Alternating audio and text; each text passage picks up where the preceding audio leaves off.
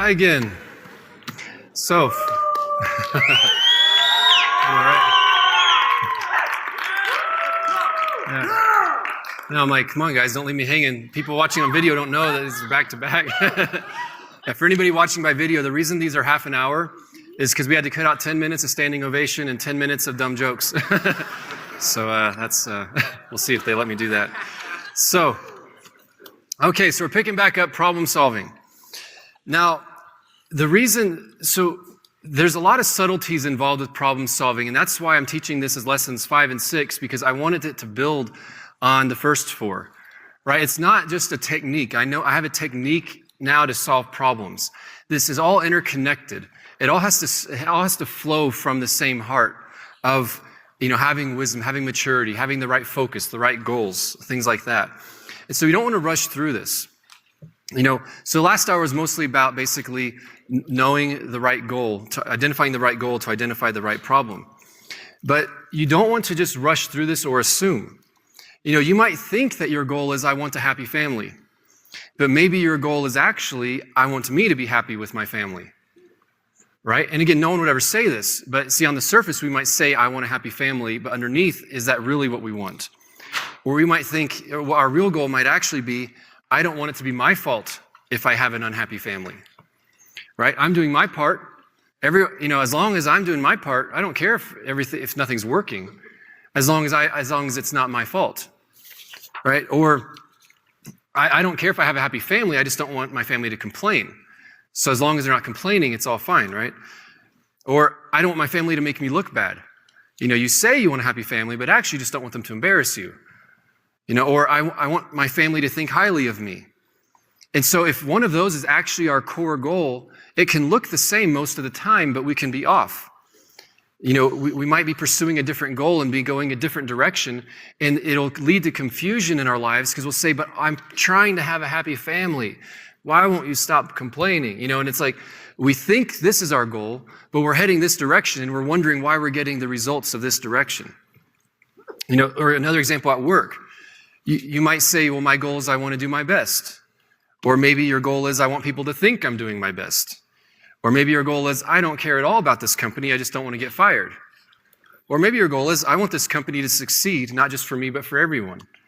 Right? What's the real goal underneath? Because you could be like, I want to do my best. Okay, why? Because I don't want to get fired, because I don't care. Again, each one will lead to different fruit. One will lead to favor and promotion. One will lead to, fakeness and lies. And one will lead to fired or something, or just doing bare minimum and nothing comes of it.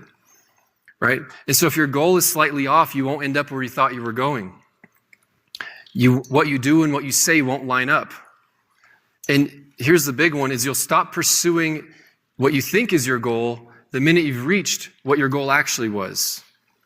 So for example, if you say, I want a strong, awesome family, and then the minute they all stop complaining, you're like, I'm done, nothing left to do here. They're not complaining. So again, you might say this is my goal, but if you stop pursuing that goal around here, this one was never actually your goal. If you stop pursuing your goal before you reach it, it wasn't actually your goal. You had something else that was your goal. For example, you might say, I want Jesus with all my heart. And the minute you stop feeling depressed, I'm fine. I plateaued. I'm good with that. And it's not just bad things again. It might be, I want to be filthy rich. And then as soon as you get to where you can eat out as often as you want and you have a car that you like, you're like, I'm content. I'm done. So it's not just a bad thing. It could just be, I didn't realize what my goal really was. But again, if we think our goal is this, and we are pursuing something over here, we're off. We'll be frustrated. If we're pursuing and we stop over here, we actually had a lower goal. Because some people are like, I want Jesus, I want Jesus, I want Jesus. They're healthy, they're prosperous, they aren't depressed. I'm done. I guess I only wanted Jesus that much. I guess what I really wanted was to not be depressed, not be sick, not be poor. Or did you actually want Jesus? Again, so that's why we need to not take this lightly. We need to say, what is my real goal? Is my real goal what I want it to be? Otherwise, we're moving in the wrong direction. So again, once you identify your real goal, it's easy to identify the real problem. The problem isn't necessarily what it looks like. The problem is anything moving me away from that goal or anything that's not moving me toward it. And see, when you have an emergency, that's not the time to sit back and say, what's my real goal? you need to do this in advance. I mean, in an emergency, obviously think as much time as you have, try to go over it. But this is the kind of thing that needs to be who we are. Because if you walk, Daniel didn't decide in that moment like, they're going to chop us up. What's my priority here? He was ready for it, right? We want to be ready for the storm. The storms, don't wait until you have the crisis to learn about the crisis. Don't only pay attention to healing when you're sick. Don't only pay attention to finances when you're broke. Don't wait for the storm to beat you up to say, this is actually kind of important. Like, get a head start on it. Don't say, my marriage is fine, I'm not going to invest in it. Don't wait for it to not be fine. Make sure it never needs to be fixed, right? Don't wait until you're in the hospital to say health is important. So, now let's go ahead and break this down a little bit. So the next point is internal or external. So we've identified our real problem by identifying our real goal. Next point is this an internal or external problem? Right? Do I need to change, or does the situation need to change? Or is it a bit of both? Do I need to accept something? Do I need to forgive somebody? Do I need to adapt to something? Or is it something else? Do I need to change the situation? Do I need to do something about this problem? And it's not always both. Sometimes it's often a little bit of both, or a lot of one and a little bit of another, but it's not always both or just one or the other. So next, is it one time or recurring? Some things that come up, this is just a one-time weird thing that happened, right? It doesn't happen every single day. So you have some problems where it's like, a bear's chasing me. This doesn't happen to me every day. I don't need a long-term solution to avoid bears chasing me. I need to solve this problem right now, right? Run faster. And so, or what do they say? You don't need to outrun the bear, you just have to outrun your friend. And so, a one-time problem that was a weird thing, it could have become a bigger thing, was oversleeping. In my life, when I graduated second or third year, I forget which one, at Charis about 10 years ago, I overslept photo day. That's it. I didn't oversleep graduation. I overslept photo day. Luckily, I lived 3 minutes away, but I woke up at 8 o'clock, and I had to be there at 10 till 8. And so I rushed over there, and luckily I had a shirt out. Anyway, long story. It was terrible. Like, my face was all puffy, and because I got there and I was like, I'm fine. By the time they took the picture, it's like, oh man, I look awful in bedhead and all. I was like, what was I thinking? Okay, so I was like, okay, that's a problem. I don't want that to happen again. And so that was a one-time fluke that it was that exact situation, but I was like, what can I do about this? So I went out and I bought the best alarm clock known to man. You literally put something underneath your bed and it shakes your whole bed. and it shook so much that it actually made me sick to my stomach. Amazon or wherever. And so the alarm would go off and the bed would start shaking and I'd feel like I wanted to throw up. So I'd always wake up like, I hate today, But it got me out of bed, right? So I was like, I'm going to solve this problem. I don't want this to happen again. I probably still overslept it. I don't know. I'm a heavy sleeper. Or, okay, is it a consistent problem? I keep losing my temper. My roommate keeps eating my food. I keep falling for the wrong person. I can't keep a job. Is this a consistent thing that comes up, or is it just a one-time thing? See, if it's a one-time thing, you still want to step back and say, is there anything I can learn from this? This exact thing might not happen again, but are there any elements of this that I can use for the future? If it's a consistent thing, you need to say, okay, how do I break this cycle? How do I start a different cycle? Right? And so if it's an external thing that keeps happening, if you say, this isn't me, but it keeps happening, maybe it is partly internal, right? It's kind of like when people say, everybody's a jerk. Well, maybe, or maybe you're the common denominator, right? Maybe, it's like whenever someone says like, all my exes are crazy, maybe, or maybe you're crazy. Maybe you're the crazy one, or maybe there's something in your life that's attracting crazy people, right? And so again, even if it's external, this isn't my problem, it's that problem. Sometimes it's internal where something in us is leading us into those situations, right? And so, next point, you want to identify your resources. So first of all, what's in your hand? What pieces do you have to solve this puzzle? So for example, if you're playing checkers and you're like, okay, here's my problem. I want to win and they don't want me to. Okay, that's my problem. Very straightforward. What are my resources? Well, I have all these pieces out here, and these are my legal moves, right? These are the pieces I have to accomplish this. But we can do the same thing with life. What resources do I have at my disposal? Do I have time? Do I have to make a decision in 10 seconds, or do I have 3 days, or do I have a year to think about this? Do I have money? Money's a resource. Do I have knowledge? What do I know?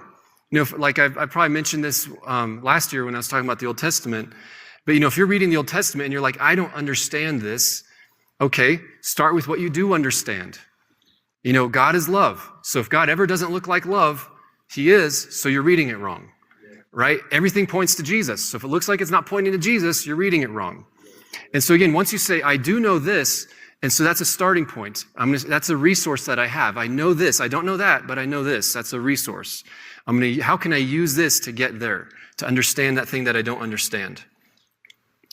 Analysis paralysis. Sometimes you get a situation and you just like, there's so many variables in this, I don't even know what to do, so I'm just going to freeze, right? And so it's like, okay, what can I start with? You can't solve everything all at once, okay, but it's like they say, how do you eat an elephant? One bite at a time. It's like if you have $1 million in debt, you don't just wait till you can pay off $1 million. Okay, what can I pay off right now? What can I do right now? And so again, what is in your hand? Don't look at what you don't have. Look at what you do. And so a few examples. Jesus feeding the 5,000. I already mentioned that last hour. Okay, we don't have 5,000 meals. What do we have? We have some fish and some bread, and we have the creator of the universe. That helps. Okay, so what's in our hand? Well, the creator of the universe is a resource. He gave us a word, so we know that we're fine. We have disciples who can help hand it out. Those are the resources. So you want to break down. Joseph, when he's in prison, what were his resources? Well, everything that he did prospered. That's a resource. That's pretty good on your resume. He could interpret dreams. That's a resource. Maybe God could help use that to help get him out of his situation. He had a dream in his heart that God gave him about his future. So he didn't get discouraged because he's like, I don't know how or when, but I've got a vision. That's a resource. Your vision is a resource that can help you reach your goal. So resources are possessions, they're skills and talents, they're attitudes, relationships that you have, passions. With the relationships ones, be careful though, because I hope I don't offend anybody. But have you ever had one of your friends get into one of those multi-level marketing things, and suddenly they're like, all my friends now are customers, and it's like, hey, do you want to come hang out? Sure, I want to hang out. Do you want to buy all my stuff? Oh, I thought we were friends, but never mind. Anyway, I apologize if anybody's into that. So your memories can be a resource. Your knowledge, things that you've learned in the past. The reason God uses things from your past to take you to your future is because that's what's in your hand. So you say, I had no idea that, like, in my current job, like when I interviewed for my 2 jobs ago, when I became the online person, I used to work in Karis Online for a couple years. In my interview, I actually said, I don't know anything about computers, but I've played a lot of video games. And I was like, so I'm confident I can do this because, I'm a quick learner. And so I was like, and it ended up being true. The things that I did there, I was like, oh yeah, I'm used to ruling an entire country. Where it's like, oh, this is easy compared to that. I'm playing Sim City, building a city, or I'm conquering ancient China or whatever. I'm like, oh, this little problem's nothing because I can do that. I was like, I had no idea God would ever use video games to help me in ministry. And he did, because it was in my hand, right? God can use something in your hand that someone else, like, how could God ever use quilting? I don't know, but he did. How could God ever use photography? I don't know, but he did. What's in your hand? Those are resources that you can use. So your past experiences, your emotions, all these things are resources that you can use, but you need to sort through them and say, which ones are helpful, which ones are irrelevant, and which ones aren't helpful at all. If you have a situation where it's like, someone cut me off, that's a problem. What are my resources? Well, I have overwhelming rage. I could use that one. Yeah, no, that one's not helpful, right? And so you need to go through which resources help, which ones don't. And so, if you're a believer, you always have more resources than you think you do. You always have a potential to bring anything from God's kingdom into this world. And so we're never limited by what we see in our hand. Because again, like I said with Jesus feeding the 5,000, I've got this, and I've got God. So again, he's a resource. So there's also another kind of resource though, and this one to me is actually more exciting. Anything in your life that's lower priority is a resource. Let me explain that a little bit. Basically, what's on the table? See, it's not just what's in your hand, but what's on the table. What's your priority list in life? I wrote down a sample priority list in your outline. For example, Number 1, God. Number 2, family. Number 3, internal ministry to God, myself, and my family. Number 4, external ministry to other people outside of my family. Number 5, country. I had to say that since we just had the event yesterday. Number 6, my health. Number 7, my career. Number 8, my personal comfort. Number 9, my hobbies. Number 10, fashion. Believe it or not, I'm a slave to fashion. I'm just kidding. So again, there's always, if you go down the list far enough, you'll find stuff like, I don't care about this at all. That's an easy one. God, please ask me to put this on the altar, right? Like, for those watching by video, I'm wearing tennis shoes. I moved yesterday, so I was freaking out last night because I was like, I don't know where any of my stuff is. And so I was like, I don't know if I have dress shoes. I don't know, like, if anything's ironed or anything. So, again, I had to solve that problem by asking my wife for help. So again, you look at your priority list. See, it's easy to say you have a priority list, but what good is it actually? You can say whatever you want. You can, when I was in the Marines, God, country, Corps. I'm kind of like, well, I'll put family in there somewhere. I'd put a few other things above the Marine Corps. And so how do you actually use a priority list? So let's use an example. Let's say number 7, career. Let's say I have a problem in my career world, right? And so anything lower than number 7 is on the table because number 7 is higher priority. So I'm not going to give up my relationship with God for my career. I'm not going to give up my family or my ministry. I'm not going to give up my country for my career. I'm not going to give up my health for my career. But I'm willing to give up my personal comfort. I'm willing to give up my hobbies or change my hobbies. I'm willing to give up my sense of fashion and wear a uniform that they ask me to wear. Whatever it may be, anything underneath that is on the table. And see, some of it might not be useful, but some of it might be. See, you see very limited options if you just say, how do I solve this? Once you say, how do I solve this? Well, anything underneath it is on the table. Suddenly you're like, okay, I've got some resources here. I can make some drastic decisions. Because it's like, you know what?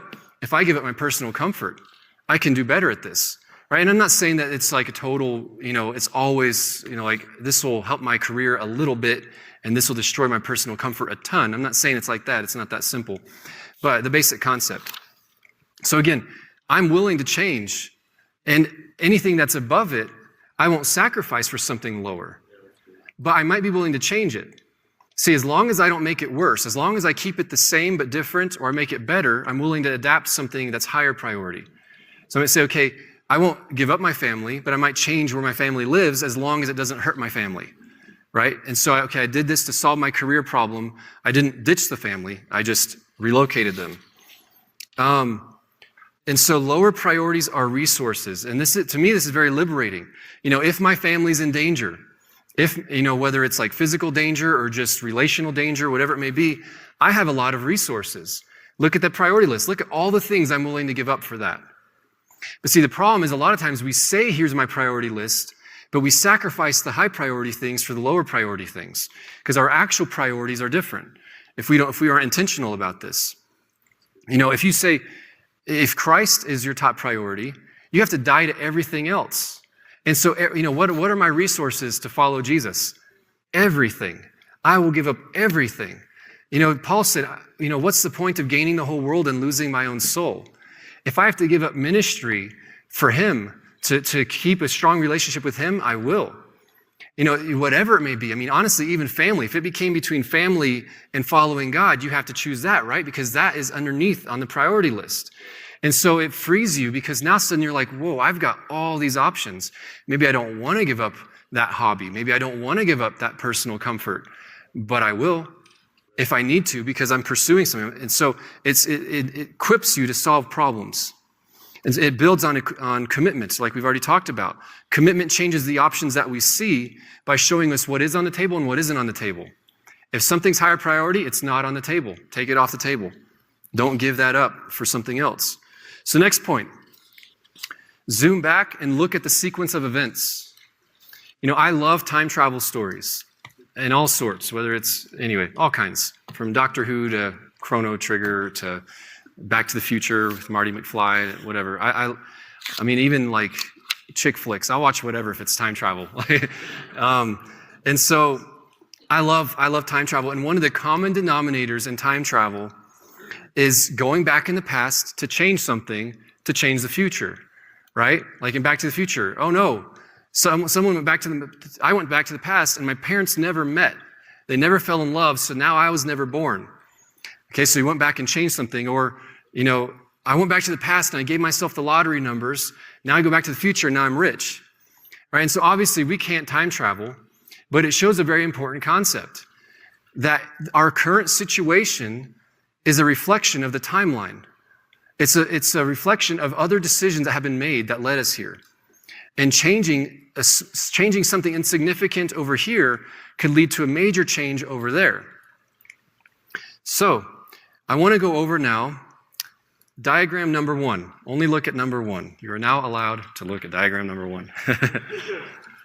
Okay, so situations don't just appear out of thin air. There's always a domino effect. Every time you do something, there's a chain reaction. It's not just in a vacuum. I just did this and that was it. Everything that you do leads to something else. And so let's look at the first diagram. Okay, so I told you all earlier in this course about me falling asleep on the couch all the time. And so I want to go over the diagram with you all, the timeline. If any of you heard me teach some Old Testament survey, you know I like timelines. And so now, the timeline of me falling asleep on the couch. So, 2014, I bought the couch. 7:30 p.m., I sat down on the couch to watch a show with my wife. 8:30 p.m., the show ended. I began reading or watching videos or something stupid. 9 p.m., wife gets off the couch. Now I have all the couch to myself. I lay down. 10 p.m., my wife says goodnight, and she reminds me not to fall asleep on the couch. 10:01 p.m., I assure her that won't happen, and she can stop reminding me. This is unnecessary. Obviously, I'll never let this happen, even though every single other night it happens. Okay, who knows what time? My eyes get heavy. And then I've never felt more comfortable in my life. And then somewhere between 2 and 3, I wake up, my neck hurts, I have to brush my teeth, turn off the lights, get in bed loudly, waking up my wife. And then 5:30 through 6:15, I snooze it 3 to 7 times. I get out of bed, I'm not refreshed one bit. Okay, so let's break this down. And ironically enough, so one of my points, I may have skipped over it, is that, see, the real problem isn't falling asleep on the couch. The real problem is I want to wake up refreshed, right? And so the couch is only a problem if it's not causing me to wake up refreshed. Last night, I'm sleeping in my new house for the first time. We don't have curtains up, so it's bright. The bed's not how we normally have it, so I'm not comfortable. All these different things, new sounds to get used to, things like that. I could not sleep. So I went downstairs, grabbed a blanket, and I slept on the couch on purpose. The couch was a solution because my bed wasn't what I wanted it to be. So again, my bed became the problem. Because again, you back up and you say, so first step, back up, what's the real goal?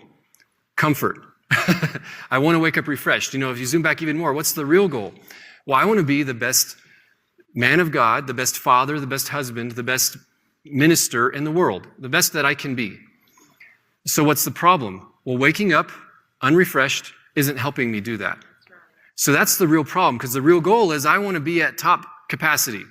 And I know that you all would never know I'm not at top capacity. And so that's my real goal is, it's very big. I want to serve God with all my heart, all my life. The problem is this habit that I have isn't helping me do that to my full potential, right? Okay, so that helped me find out the real problem. It isn't falling asleep on the couch. That could actually be a solution. If your bed's full of spiders, sleeping on the couch is now a solution because it's helping me wake up refreshed. Last night, the couch helped me wake up more refreshed. It was better than the alternative. Okay, so now let's look at the timeline again. Where did the problem actually happen? See, we look at the sequence of events, but where did it actually happen? Is this internal or is it external? Right, so the problem, I could say the couch is the problem. If I hadn't bought the couch, if I could get a time machine and not buy that couch, this never would happen. So I could say it's not my fault one bit. Look, Lord, it's the couch's fault. But honestly, it probably would have happened. I would have bought something else and I'd fall asleep on that. I've fallen asleep in all kinds of weird chairs.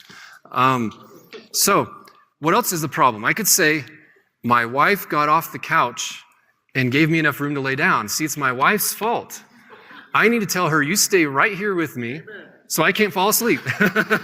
It's your fault. So again, I can say this is an external problem, but it's not. This is an internal problem. Now, there's external things I can do that might help me, but it's actually an internal problem. I need to change a decision that I'm making. But where do I need to change the decision? Because nowhere here did I say, fall asleep on the couch. I never decided to do that. What actually caused this to happen?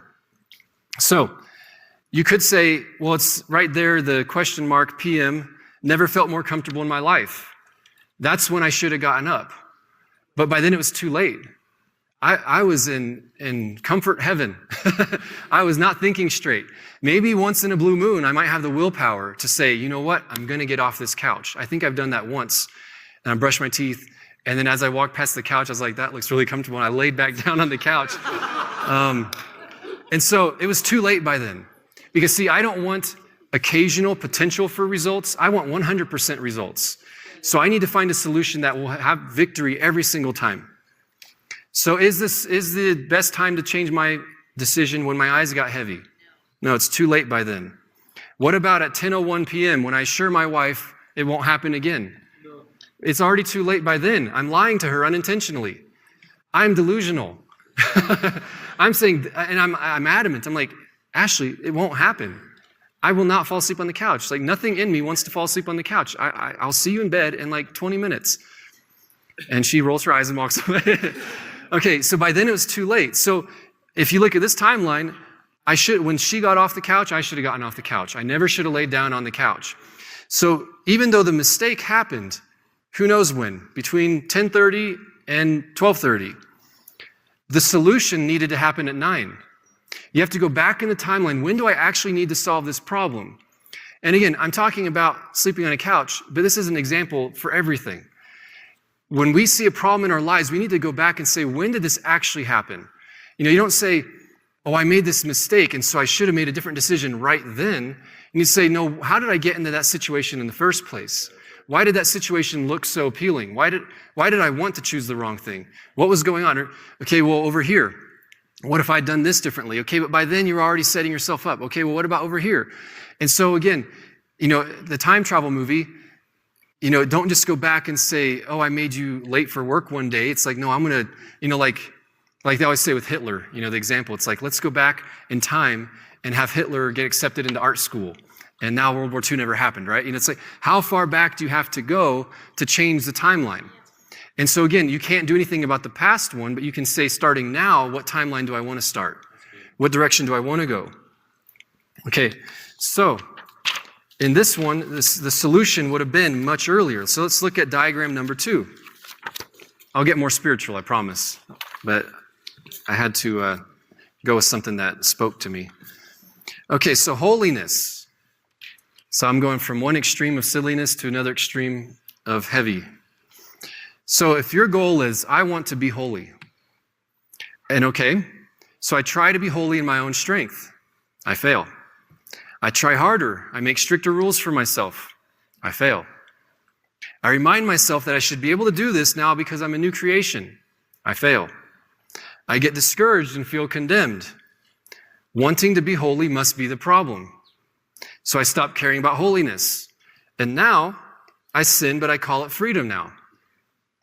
Okay, I don't feel condemned anymore. Problem solved. Okay, have you ever had a conversation where you forget what you're talking about and then you're like, how did we even get here? Right? Or like watching YouTube videos and you click on one and it suggests one, you click on that one, and then you're like, where am I? Why did I just watch a video about, growing weeds in Norway? Like, how did I end up here, right? And so the same thing can happen when we're trying to solve an internal problem. Because we started out saying, I want to be holy. We ended up saying, problem solved. I don't feel bad. Feeling bad was never the goal. Not feeling bad was never the goal. And so we got sidetracked. And so by the end of it, we thought feeling condemned was the problem. Feeling condemned wasn't the problem. You have to look at the timeline. What actually was the problem? Where did the problem really happen? You have to zoom back. Because like I said before, if you get this wrong, if you get focused on the method, you might blame the goal. But the goal might be perfectly fine. But if we have the wrong method, we'll go the wrong direction with it. So again, obviously the problem is I try to be holy in my own strength. You have to go back to there and say, that's where I took the wrong turn. See, the problem isn't I want to be holy. The problem is, I went about it the wrong way. So instead of saying, I need to overcome condemnation. When did condemnation even become a thing? If you'd chosen a different path, that never would have even been an issue. And so the real situation is, I'm not going to throw out the baby with the bathwater. I want to be holy. Trying to do it in my own strength doesn't work. What does work? And so now you've taken a different path that will lead you to different results.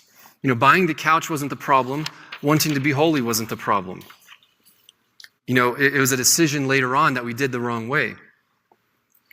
So, diagram number 3. Okay, I'll turn the page. So, let's talk about the marriage one again. It's because it's an easily relatable one. And this is a more of an internal thing. I'm kind of actually going backwards. But starting on the left, I want to get married. Why? God put this desire in my heart. Why else? I want someone to go on adventures with. That's one of the things that motivated me is I used to go on all these crazy adventures, and one day it just hit me. There's more to the story and all this, but it hit me. I was like, I'm tired of going on adventures by myself. This is my last adventure until I'm married because I want to have these memories with my wife someday, right? And so I want to go on adventures with somebody. Why else? Well, I want to have a family. Why else? I think it'd be fun to be married. Why else? I'm lonely. Oh, okay, why? Well, I love God, but I want someone I can spend time with. But you can spend time with God. You can go on dates with Jesus. So now you feel guilty for not being satisfied with Jesus. Now you pretend you don't want to get married. And now you marry the first person who shows interest. Okay, so how did that happen?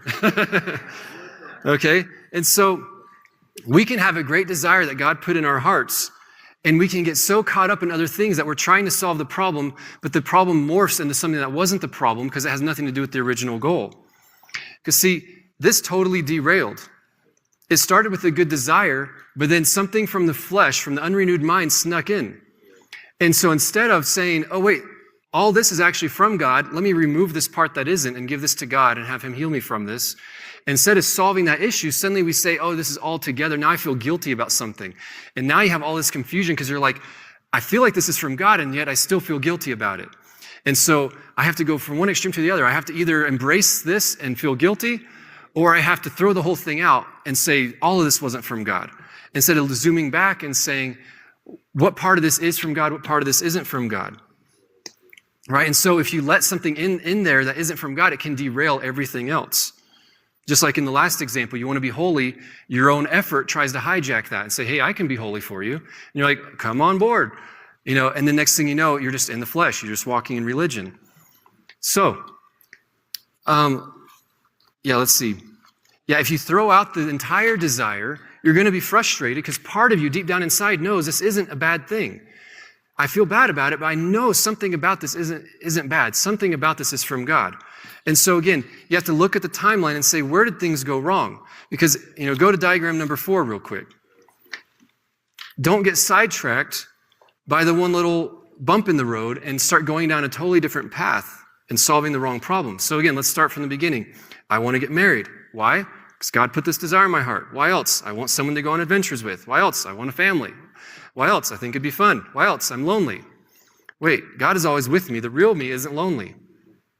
Okay, good points. I won't let loneliness motivate me. I want to get married because marriage is a gift from God.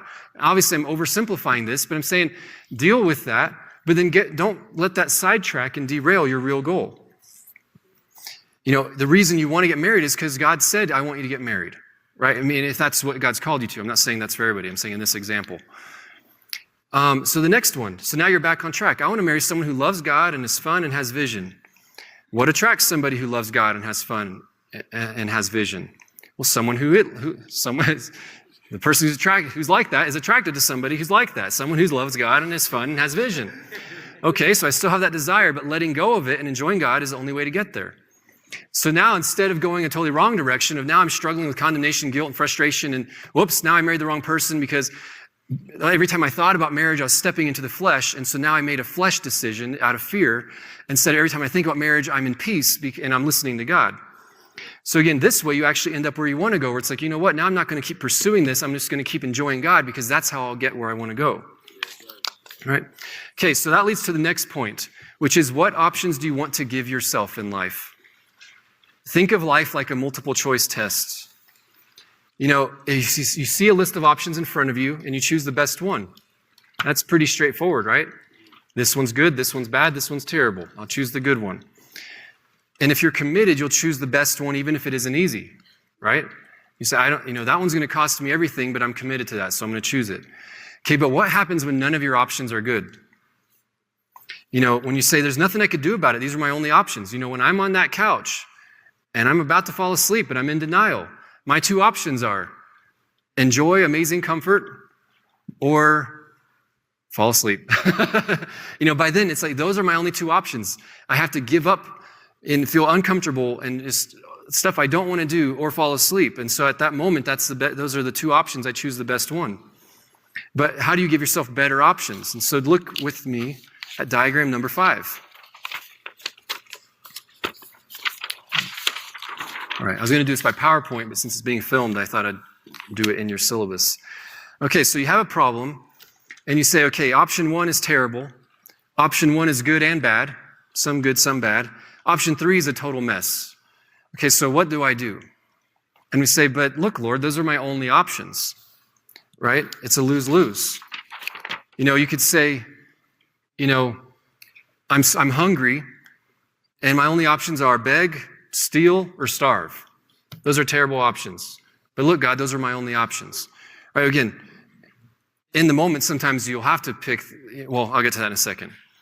Okay, you might see this, but now go to diagram number 6. So if you have tunnel vision on this and say, this is my situation, you might not realize, actually, this is one path of many. Past decisions are what led you to these options, or past factors, some factors outside of your control. And so you might look at this and say, wait, these are my options. It's like, well, if you back up, maybe you could have different options if you go down a different path, if you choose something else somewhere else. And so which options do you wish you had? It's not just situations. Which thoughts do you want to have? Your thoughts of today are built on the thoughts of yesterday, right? And so which thoughts do you want to have? What do you want your mind to be like?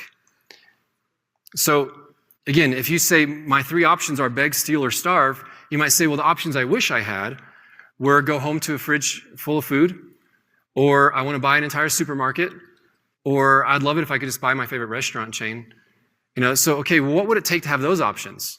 What path would you have to take to get to where those are actual options for you, right? Or if you say, I want to win this race, my options are cheat, buy my own trophy and just write on it that I won, or not run the race and say everybody who ran in it's stupid and I could have won if I'd wanted to.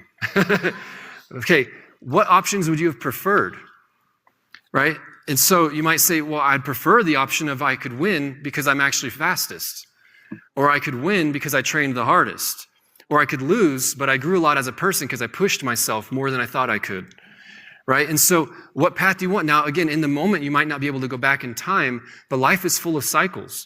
If you can't recognize the one you're in right now, you'll end up in a very similar one soon. You want to choose a different path. And so similar situations will come up. And some of you might be thinking, like, I can't predict the future perfectly. You look at this little spider web. You can't predict every single outcome. And so how do you do it?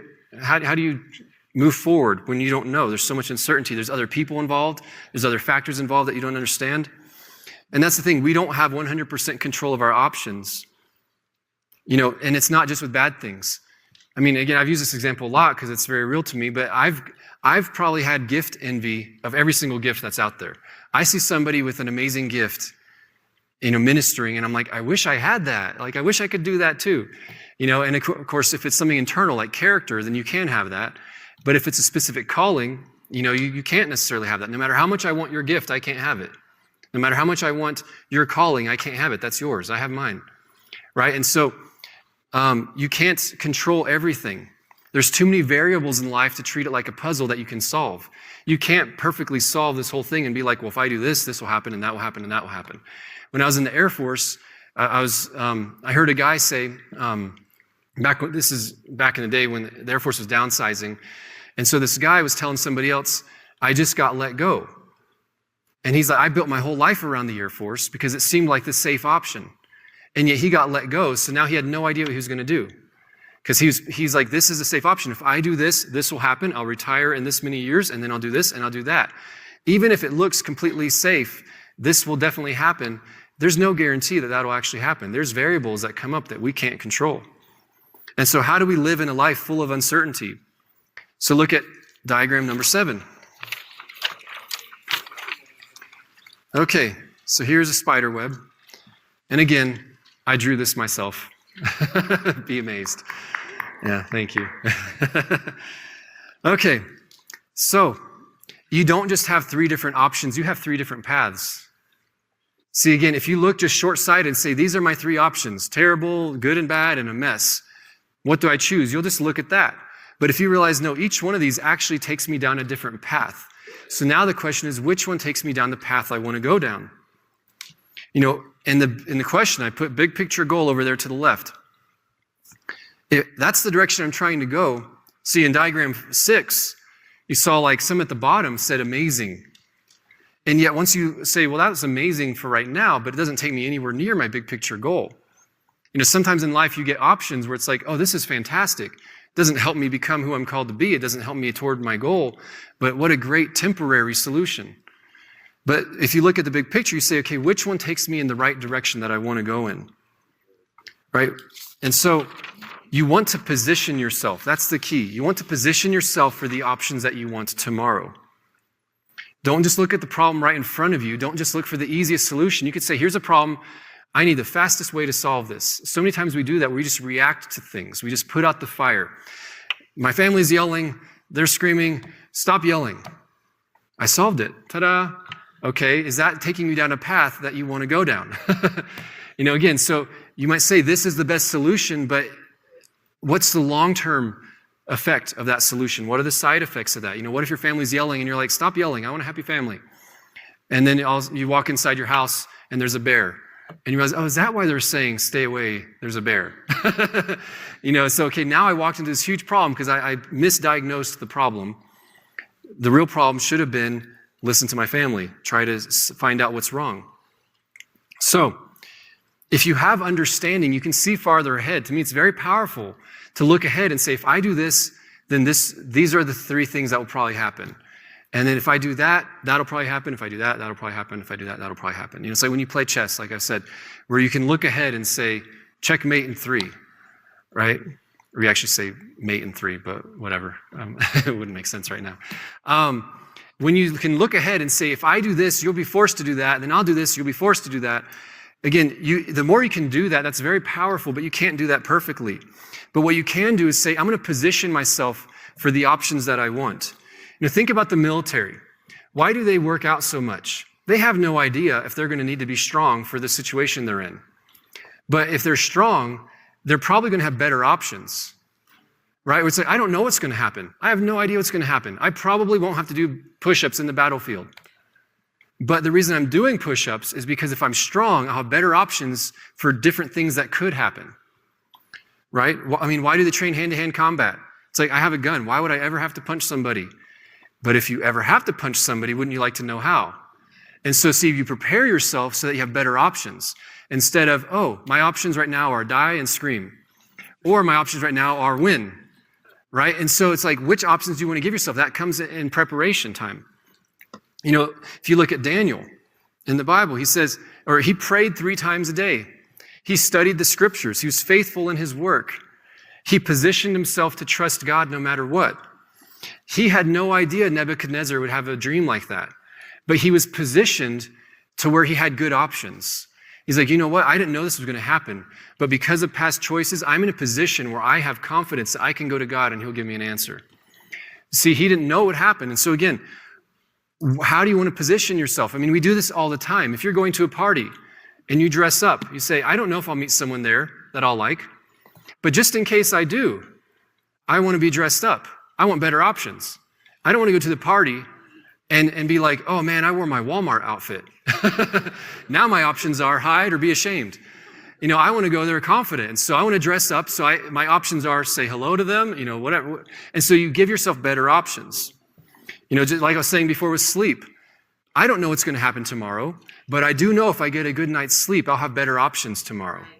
Instead of be groggy and walk around like a zombie and then not fully focus on, spreadsheets and make mistakes, Do I want those to be my options, or I want to be like, oh man, I'm in tip-top shape. I gave myself really good options.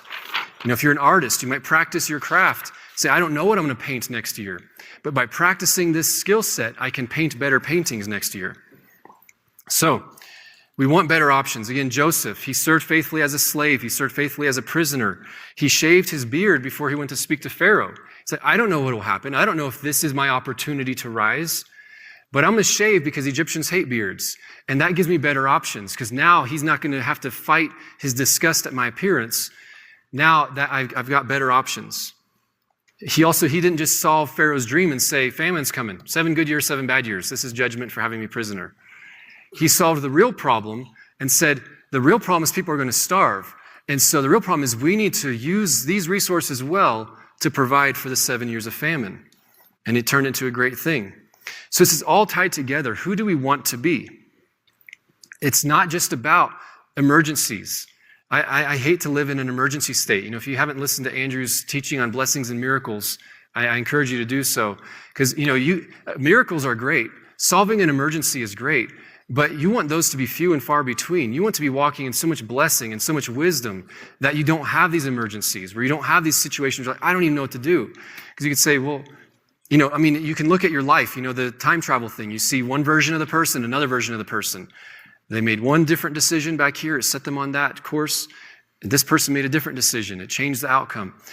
How do you want to position yourself? And so I want to end by talking very quickly. Well, actually, I put in the notes here the goals. But I want to talk very quickly about how to apply this in knowing God. So I'm going to go over these goals, this summary real quick. I know I used a ton of examples today, and so I wanted to give a very clear write-up. So first of all, you want to identify your real goal. So my real goal is I want God. I want God. I want everything. I want things I don't even know that He has for me. I want Him and everything that comes with Him. I want Him and everything He has for me. I want to discover everything He's hidden. I want God. Okay, that's my real goal. So my real goal reveals the problem. Anything keeping me from accomplishing that is my problem. And that's something I'm going to overcome. Is it internal or external? It's both. I want to be changed. I want to be transformed to where my soul reflects my spirit, right? But I also want my situation to reflect that. I want to see the fruit of it in my life, and I also want momentum. See, I want my surroundings to encourage me to go that direction, not hold me back. Because I want to build that momentum. And so that will reveal the best options for me. Then you zoom back. Okay, what's in my hand? What are my resources? What's in my hand? In a sense, if my goal is God, what's in my hand is nothing. That's the best thing you can give Him. Say, I've got nothing that can get me this. It's all got to be You. I come here with nothing, no agenda, no effort, no ability to draw close to You on my own. It's all You and Your strength and me responding to Your love for me. Right? What's on the table? Everything. I will give up anything for this. Right? And then you zoom back even more. You look at the timeline. What choices led to my current situation? I heard a quote once that was kind of alarming in a sense. Where someone said, your relationship with God is exactly how you want it to be. And it was like, whoa, because I always say, no, I want it like this, that. It's like, if you really wanted that, you would have been pursuing that. You would have that. And so what we're pursuing reflects what we truly want. And so we zoom back. How did I get where I'm at? Why am I not where I want to be? See, I love my relationship with God, but I want more. I'll always want more. It's an infinite, it's inexhaustible. I'll never run out of things to know about God, of things to enjoy with God. Okay, which path would take me the direction that I want to go? So again, you look at the timeline, which path leads to the options that I want? So you look ahead, what options do I want to position myself for? What are the side effects of different options? Which solutions position me for better options next time? So again, everything's on the table. I don't know what tomorrow will bring. I don't know what situations will come up, what problems I'll have to solve, but I do know that if I have God's peace in my heart, I'll have better options. Right? I don't know what God's going to call me to in ministry in 10 years, but I do know that if I'm full of the Word, I'll have better options. I do know that not burning bridges everywhere will lead to better options. If I'm faithful in everything that I do, if I don't just say, you're not part of my calling, I don't care about you. I do know if I pray in tongues today, I'll have better options tomorrow because I'm praying about things that might even be happening tomorrow. Right? I do know that spending time in worship will give me better options tomorrow because I'm focused on him. And so it's all about giving ourselves better options to make better solutions. Thank you all very much.